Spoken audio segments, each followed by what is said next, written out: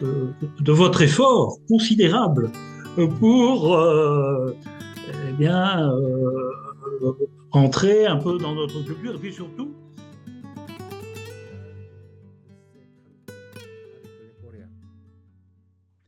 la première fois que j'ai rencontré les Coréens, c'est quand j'étais au séminaire du Prado Oui. comme formateur. Et à cette époque, nous avons accueilli avec joie un séminariste du diocèse de Séoul.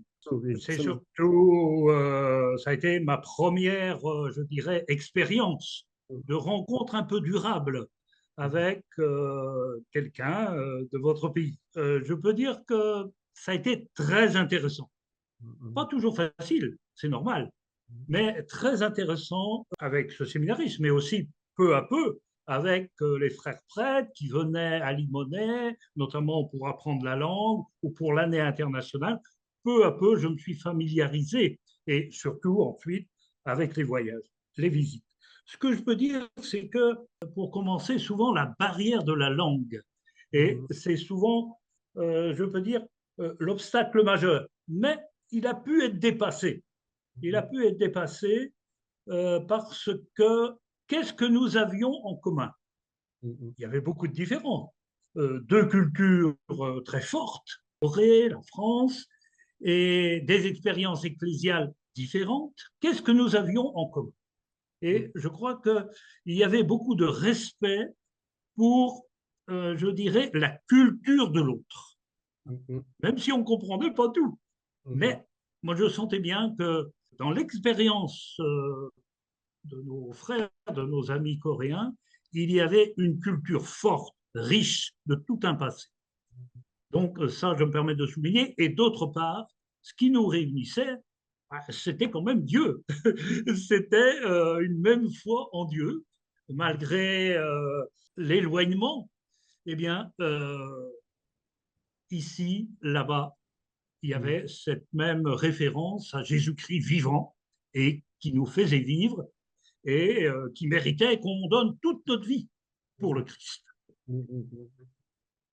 Non, moi, je crois que j'ai été témoin de votre effort considérable pour eh bien, entrer un peu dans notre culture. Et puis surtout, comme je le disais, cet effort de la langue, vraiment, moi, je suis admiratif. Hein. Je suis admiratif hein, de beaucoup d'amis coréens qui ont fait cet effort. Et c'est ce qui nous permet d'être en communion, finalement, de communiquer à l'intérieur du Prado. Donc un grand merci à tous les amis coréens, les prêtres coréens qui ont fait cet effort d'apprendre notre langue. À nous, à l'inverse, que l'ensemble des Pradosiens aussi puissent découvrir, puissent s'enrichir de votre pratique. Ce qui m'a frappé, c'est un élément culturel, c'est la détermination des personnes sur qui on peut compter. Mes visites aussi chez vous m'ont confirmé dans des éléments culturels qui poussent les gens à être actifs, à réagir, à prendre leur vie en main. Et ça, j'ai été frappé de cette dimension. Après, bon, peu à peu, j'ai découvert beaucoup de choses. Au plan de l'Église, au plan de la foi, une chose qui m'a frappé, alors beaucoup, c'est l'importance des martyrs comme un fondement, hein, un fondement de l'Église catholique. Et comme il se trouve que dans notre diocèse à Luçon, nous avons un des prêtres français qui était là-bas et qui est mort martyr, Henri Dory, là, je me suis senti beaucoup en communion et impressionné par une foi chrétienne qui, qui est fière de son passé et sur qui on peut s'appuyer. Ça, c'est un élément pour moi très important. Il y a les défis qui tiennent à l'intérieur du Prado à la diversité des cultures. La diversité, donc avec la culture des frères coréens, mais aussi, je crois que ce qui est intéressant, c'est, comme je le disais tout à l'heure, des éléments culturelle aussi, de détermination, de volonté forte, de ne pas se laisser dominer par la fatalité, hein, mais d'avancer. Ça, c'est très important pour moi, cet élément. Les attentes, j'ai senti, au plan de la foi, j'ai été impressionné par son. Je dis ça avec beaucoup de prudence, hein, mais il me semble que les chrétiens coréens, il y a un sens de Dieu, la qualité des célébrations, certaines attitudes fondamentales, et puis en même temps, l'effort sans doute pour connaître Jésus-Christ. Et là, on retombe sur le Prado, quoi. Connaître, aimer, suivre Jésus. J'ai trouvé qu'il y avait des éléments importants pour vous, mais importants pour nous aussi, hein. Ce sens de Dieu, ce sens du divin. Et en même temps, le tout-puissant, le tout-autre, mais en même temps, le tout-proche, avec l'incarnation de Jésus. Alors, un autre défi aussi que j'ai découvert, là, c'est ce qui m'a beaucoup frappé, là, c'est plutôt par les visites, mais l'évolution de la société. J'ai été là-bas quand même sur au moins 12-15 ans même de visite et quand même un développement en positif ou peut-être avec des aspects négatifs, mais une avancée, un développement formidable de la société, de l'industrie, de la consommation, etc. Très fort. Donc, lié à ça, c'est le défi de la présence aux pauvres. Je sais qu'à plusieurs reprises, vous-même, vous posez cette question. Mais comment, au fur et à mesure des évolutions, eh bien, quelles sont aujourd'hui la partie de la population qui peut-être souffre davantage, qui est plus en difficulté, et comment être avec eux et les accompagner. Des souvenirs, j'en ai beaucoup. J'en ai beaucoup, et notamment des toutes premières visites. Et comment ne pas nommer les premiers Pradosiens que j'ai rencontrés. Alors, je ne vais pas les nommer parce que je ne peux pas. Youssouk, Kouyobi, voilà, ça a été vraiment des appuis. Ils m'ont permis de connaître, d'entrer un peu dans ce que vous viviez. Je vais me permettre de souligner, premier voyage, il y avait toujours Olivier de Béranger. Donc là aussi, j'ai été beaucoup impressionné par Olivier. Je ne le connaissais pas avant. On ne s'était jamais rencontrés. Finalement, la première fois qu'on s'est rencontrés, enfin, vraiment, on s'est vraiment parlé, c'est en Corée. De beaux témoignages d'Olivier et des premiers Pradosiens. Et je connais l'histoire, hein. Et là, je souligne ça. J'ai en tête aussi le lieu où.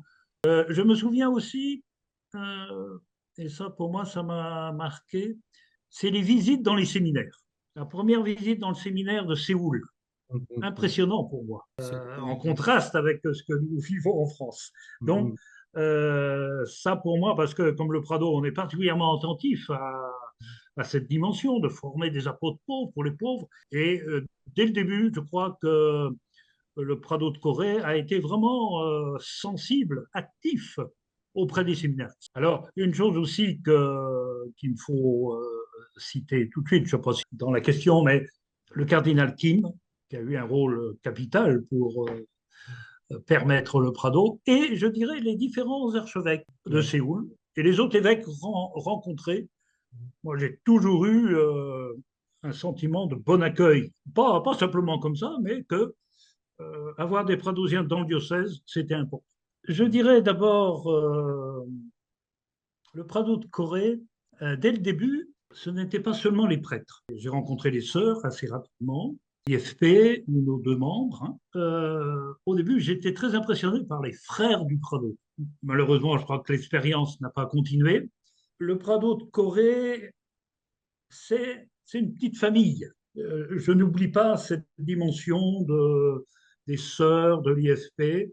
Alors, pour ce qui est des prêtres, les rencontres qui m'ont marqué, comme je le disais, à chaque fois, c'est la rencontre avec l'évêque de Séoul.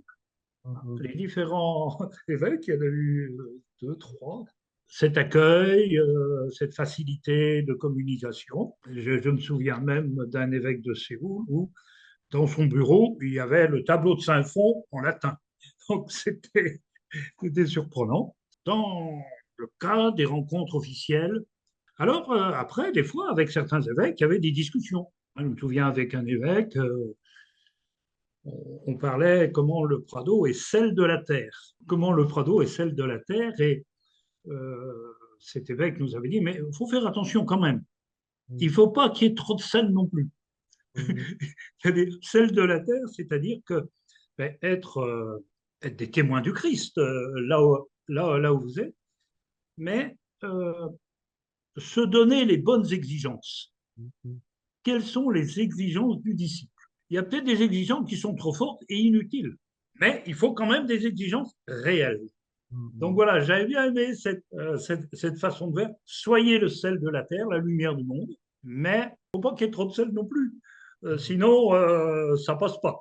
Alors après, je dirais que les rencontres officielles, il y a eu les temps forts du Prado de la Corée, auxquels j'ai participé. Les temps forts du Prado, des retraites, des assemblées. Donc tout ça, c'est... On voyait un Prado qui se constitue peu à peu. Donc ça me paraît très significatif. Je redis aussi, dans le côté officiel, mais les différents responsables du Prado qui se sont succédés. Bon, leur témoignage est important. Les rencontres personnelles, j'aimais beaucoup quand on allait dans la paroisse d'un Pradosien et qui nous participait à la messe, il nous faisait visiter la paroisse, c'est quoi, comment, qui sont les gens, quelle est un petit peu la dynamique de la paroisse, quelles sont aussi les difficultés. Ça, j'ai beaucoup aimé ça. À chaque fois que ça a été possible, de sentir un petit peu la vie de l'Église. Et puis en même temps, comment le prêtre, le membre du Prado, ben, essayait de vivre sa vocation, de vivre le charisme ben, dans l'insertion qui était la sienne. Et voilà, je crois que, alors bien sûr, le partage personnel est un peu difficile du fait de l'obstacle de la langue, mais malgré tout, il y a eu des choses possibles. Je crois tout simplement parce que nos constitutions nous incitent à constituer des prados érigés lorsque c'est possible. Donc, c'est vraiment dans la ligne des constitutions du Prado. C'est très important. Et puis après, bon, effectivement, avec le Conseil aussi, du Prado international, Prado général, nous avons pensé qu'il y avait une progression, pas seulement en nombre, bon, c'est un élément, mais aussi en capacité d'être un Prado érigé. Et c'est quelque chose de très important puisque le responsable d'un Prado érigé, est responsable du discernement et de l'accueil dans le charisme d'une personne. Il préside l'engagement. Donc, c'est un supérieur majeur. Donc, c'est quelque chose de très, très fort, finalement. Il engage l'Église auprès de celui qui prend ce chemin. Donc, il nous a semblé on pouvait progresser dans ce sens-là et que peu à peu, il y avait les conditions en nombre, mais surtout en capacité de conduire à l'engagement. C'est la première chose la plus importante pour nous. C'est-à-dire permettre à quelqu'un de devenir pradosien et que cette vocation devienne une vocation ecclésiale, reconnue officiellement. Et là, le rôle du responsable avec son conseil est très, très important. Et puis ensuite, il y a les autres dimensions, c'est-à-dire eh bien, de veiller à ce que ça soit bien le Prado, qu'on soit bien dans la ligne oui, là, du charisme, du don qui a été fait à l'Église à travers la grâce accordée au Père Chevrier, étant bien entendu que la concrétisation évolue, varie selon les lieux, mais la source est là. Donc, quelle est la capacité pour ce Prado eh bien, d'être vraiment pradosien, d'être vraiment sur la source, disons, du tableau de Saint-Front, par exemple. Et après, je dirais deux choses importantes. Servir la communion. Alors d'abord, la communion à l'intérieur du Prado de Corée. C'est-à-dire que bon, les plus anciens, les plus jeunes, le souci des séminaristes, etc., la vie d'équipe, proposer un chemin, donc servir la communion à l'intérieur du Prado, mais même aussi avec les sœurs qui fait, voilà, à l'intérieur du Prado. Et puis aussi la communion avec l'ensemble du Prado international. Ça, c'est très, très important parce que ce que vous vivez, vous pouvez enrichir l'ensemble de notre famille internationale avec ce que vous-même vous expérimentez de la grâce du Prado. De même que vous-même, vous avez à recevoir des autres eh bien, leur manière d'incarner ce charisme. Je crois que c'est à peu près les éléments importants. Moi, il m'a semblé qu'on allait vers cela et qu'on pouvait progresser effectivement vers la mise en place d'un Prado érigé. Je n'ai pas de souvenir de très grande opposition, mais effectivement, il y avait un souci. Les différents points que j'ai donnés avant, là, eh bien, est-ce que le Prado de Corée est capable de les vivre? Il y avait, je dirais, il n'y a pas une opposition, moi, à mon avis, peut-être certains, mais pas. S'il y avait une opposition nette, ça ne serait pas fait. Hein. Mais je dirais, moi, j'ai reçu ça comme un appel à la vigilance. Comment veiller et l'importance d'accompagner aussi les débuts, hein, les premières étapes d'un Prado érigé. Et il ne suffit pas comme ça y est, on fait le Prado érigé et après, on ne s'en occupe plus. Non. Ça suppose bien qu'on continue de travailler ensemble avec le responsable général, les conseillers, et voilà, et d'avancer ensemble. Mais effectivement, c'est toujours une confiance qui est faite. Après, il faut, c'est normal qu'on soit vigilant, qu'on fasse attention à certains points pour que ce Prado, tous les Prados ont des points à travailler particuliers. Peut-être, je ne sais pas trop, mais par exemple, le Prado de Corée, il y a certainement des éléments nouveaux. Peut-être qu'il y a des Pradosiens actuellement qui sont plus âgés, et qui ont été à la base un peu au début. Eh bien, comment rester disciple du Christ dans la grâce du Prado à toutes les étapes de notre vie. Moi, je vois ça ici en France, on a beaucoup de Pradosiens âgés, mais comment être disciple jusqu'au passage aussi, si je peux parler ainsi. Quoi. Et le témoignage des anciens est très, très fort, très important pour encourager ceux qui sont plus jeunes, ceux qui ont peut-être maintenant les responsabilités. Donc, c'est un point. Mais il y en a sans doute d'autres. Moi, les points fondamentaux, c'est ce que j'ai dit, c'est comment bien posséder le cœur du Prado. Oh, alors, bon, peut-être qu'on pourra y revenir, mais par exemple, le travail avec les séminaristes. Comment est-ce que le souci d'accompagner les séminaristes, vous continuez bien à l'avoir? Voilà, c'est des choses comme ça auxquelles il faut veiller. Moi, je ne parlerai pas d'opposition, je parlerai plutôt d'un souci de vigilance. Ouais. Veiller à. Mais ça vaut pour tous les Prados. Hein. Il y a eu le travail pour un texte propre au Prado de Corée. Donc ça a été quelque chose d'important. Je me souviens, on s'est dit, mais important de rappeler l'histoire. Et puis, bon, aujourd'hui, différents aspects. Et ce texte, ça, c'était aussi une condition pour qu'il y ait un cadre propre au Prado de la Corée. Donc ça, c'était un point. J'ai envie de dire, ce qui était important, c'est le sens de l'œuvre de Dieu. C'est-à-dire, pourquoi? Pourquoi le Prado est ici? Quel est le service que nous rendons à l'Église, mais aussi aux gens, à la population, aux chrétiens? C'est ça qui est précieux.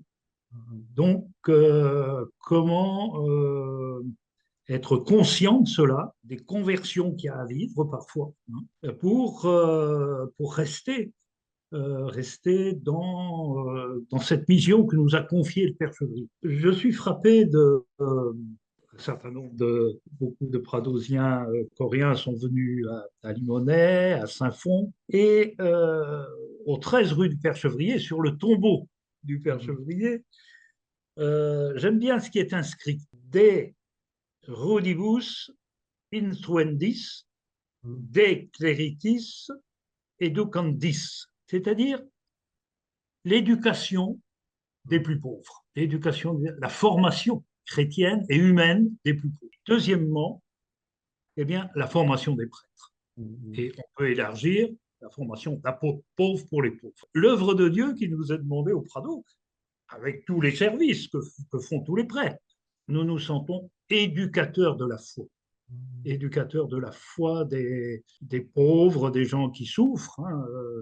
Le Père Chevrier parle des pauvres, des pécheurs, des ignorants. Moi, avec le tableau de Saint-Fond, je parle souvent des pauvres économiques. Je parle des souffrants, ceux qui sont malades ou qui ont des malheurs. Et enfin, je parle des gens qui manquent d'amour, les malheureux, qui la vie est rude, mais au plan affectif, qui sont seuls, qui ont le cœur brisé de différentes manières. Comment on est éducateur de la foi et comment on permet la connaissance de Jésus-Christ. Ils sont aimés de Dieu à tous ces gens. Et deuxièmement, et c'est pas toujours facile, je ne sais pas comment ça évolue en Corée, mais la formation des prêtres, la formation des séminaristes, former des apôtres pauvres pour les pauvres. Il me semble important de garder, c'est quoi l'œuvre de Dieu, le sens de l'œuvre de Dieu. Je crois que pour le Père Chevrier, ça oriente beaucoup. Je crois que, est-ce que dans le Prado, il y a les personnes de faire vivre un Prado érigé? Je n'avais pas forcément la réponse, hein. C'est là aussi, on fait confiance. Hein. Mais ça me paraît très important que le Prado, j'étais attentif à ça, est-ce que le Prado va réussir à se donner un responsable, un conseil, et qui va pouvoir rendre ce service, de veiller, et non seulement de veiller, mais d'être dans une dynamique pour les années à venir. Je crois que pour moi, c'était mon souci peut-être principal. Et là, vous parliez de l'année de formation, l'année de formation, l'année pradosienne, l'importance de la formation. Est-ce que ce Prado, avec l'aide du Prado général, mais peut donner la formation, que ce soit la première formation, que ce soit la formation, je dirais, permanente. Est-ce que, et ça, c'est vraiment quelque chose de très important. Au Prado, c'est pas du temps perdu, hein, le temps de formation. Alors après, il faut s'entendre sur ce qu'est la formation. Mais là, c'est un élément, effectivement. Et la troisième chose qui j'étais attentif, mais je l'ai déjà dit, c'est le sens de la communion. Parce que c'est toujours un peu difficile de faire vivre une famille, de faire vivre un groupe. Donc le Prado, avec beaucoup de membres, comment marcher ensemble? Mais on est différents, comment faire? Voilà. Donc là, il y a le service de la communion. Mais c'est comme un curé dans sa paroisse. Hein. Donc, je dirais donc le service de la communion à l'intérieur, mais aussi le service de la communion dans la famille du Prado et avec le responsable général, avec son conseil. Là, ça me paraît c'est constitutif. C'est constitutif, je dirais, de l'association des prêtres de Prado, de notre institut séculier.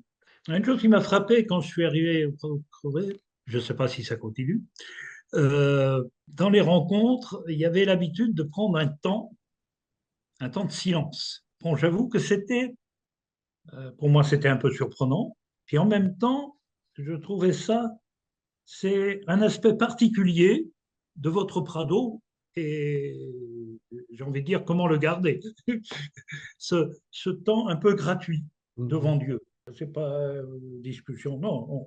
On est d'abord dans l'acte de foi, hein, en présence du Seigneur. Et c'est une rencontre entre lui et nous, entre nous et Dieu. Je dis ça, c'est un point. Alors, bien sûr, après, il y a les points originaux du Prado, qui sont l'étude de l'Évangile. C'est un engagement fondamental. Comment, oui, ça m'a interrogé assez vite dès le début, comment est-ce que nous prions? Est-ce que nous prions vraiment? Et je crois qu'il y avait, bon, ben j'étais sensible à ce temps de prière gratuit. On a essayé aussi d'améliorer les temps de récollection, les temps de retraite. Mais comment, dans notre vie pradosienne, ne pas oublier, enfin, ne pas oublier, ça ne peut pas s'oublier, mais comment prendre le temps de la prière? Comment l'étude d'évangile débouche sur l'oraison, comme dit le Père Chevrier. Sinon, il est autant la mettre à la poubelle. Bon, voilà. Donc, voilà, je me permets. Et puis, pareil, dans notre relation aux pauvres, aux gens, dans la révision de vie, par exemple, comment nous portons au Seigneur les personnes que nous rencontrons en demandant le salut. Je me permets de, je ne sais pas si on le voit, euh, j'aime bien cette représentation, c'est le Père Chevrier en prière, la nuit de Noël 1856. Les trois points qui sont mis en évidence par le texte, par ce qu'il a dit. Méditer, c'est en méditant, la nuit de Noël. L'importance du travail de l'évangile, prier, méditer. Deuxièmement, je me disais, que voyons-nous?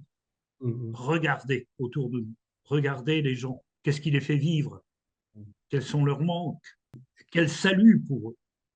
Le Père Chevrier dit, oh là là, que de pécheurs dans le monde, donc tout n'est pas parfait. Et troisièmement, la décision. Je me suis décidé à suivre notre Seigneur Jésus-Christ de plus près.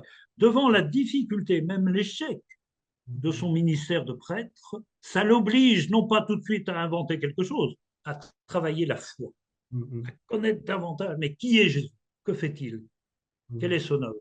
Donc, suivre Jésus-Christ de plus près pour être capable de travailler ensuite, en même temps, efficacement au salut des âmes, pour le bien des gens. C'est ça le but de tout prêtre et de l'Église. Et dernièrement, il dit, on ne peut pas le faire tout seul. Mon désir est que vous-même, vous suiviez notre Seigneur de près. Et je trouve que là, il y a une dynamique, méditer, regarder. Et ça, c'est original un peu au Prado, comme autrefois, comme aujourd'hui encore, dans l'Action catholique. Regarder, être attentif aux personnes, à ce qu'elles vivent, décider.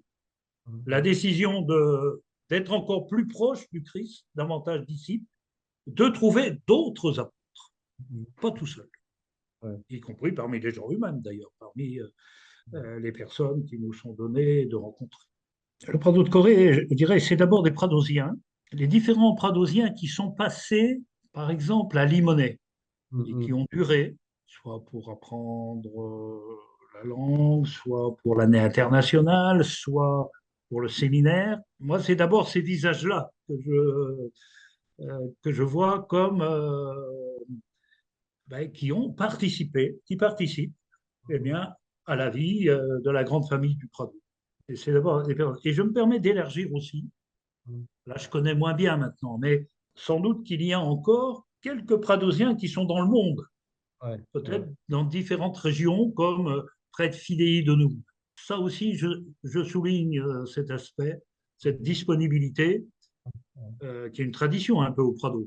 Et voilà, ça, je me permets de souligner cette disponibilité, que ce soit pour venir à Limonest en vue d'être en capacité de continuer à communiquer à l'intérieur de la famille.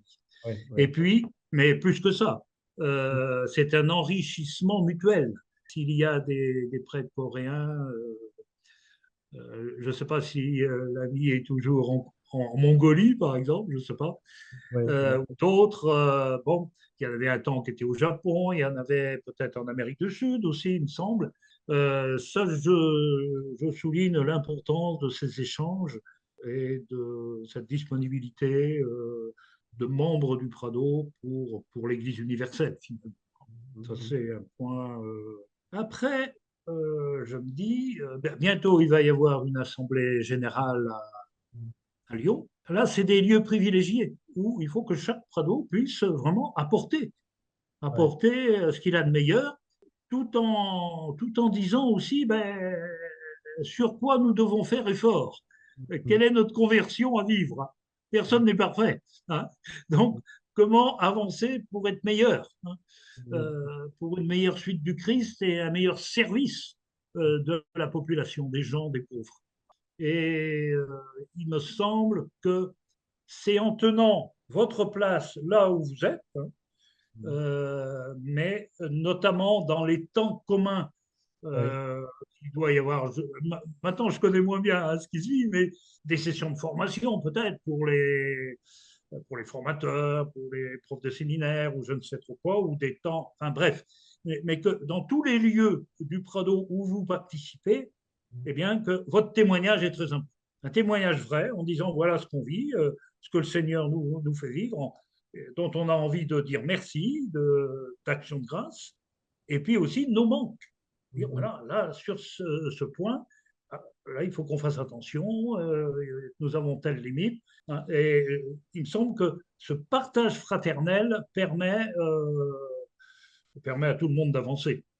Donc, C'est un défi pour le Prado, ça, la diversité des langues. Souvent, dans les instituts religieux, on oblige les membres à parler une langue internationale.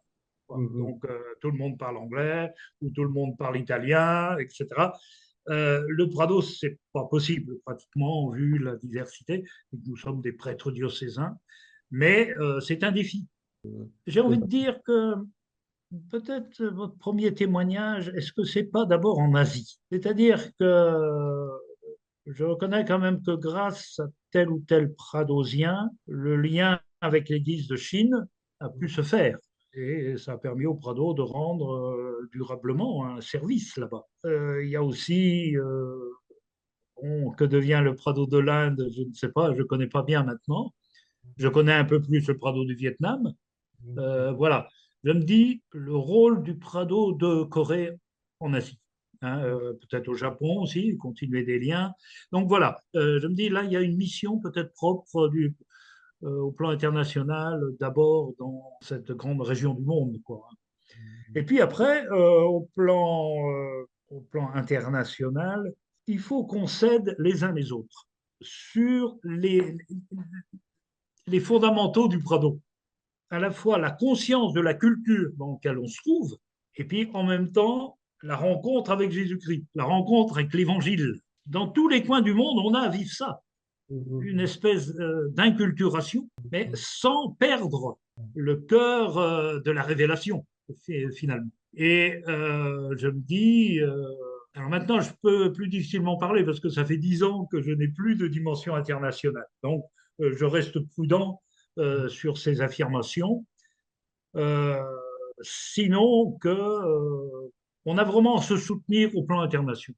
Enfin, les prados plus jeunes et tout, vous avez aussi à nous soutenir, nous les prados européens, qui avons peut-être un peu de mal à nous renouveler, tout simplement. Hein. Oui. Et on a besoin là-dessus de votre soutien fraternel, il me semble, de vos encouragements. Ça, c'est très impressionnant parce que autrefois, nous sommes allés en Corée, nous sommes allés en Afrique, nous sommes allés en Amérique du Sud.